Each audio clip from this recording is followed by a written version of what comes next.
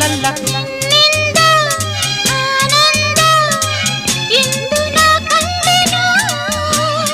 ಈ ನಿನ್ನ ಸ್ನೇಹವನು ಇನ್ನು ಎಂದೆಂದು ಬಿಡೆನು ಸವಿಯಾದ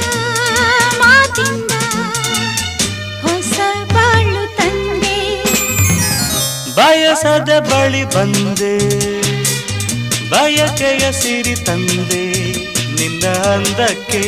ಬೆರಗಾದೆ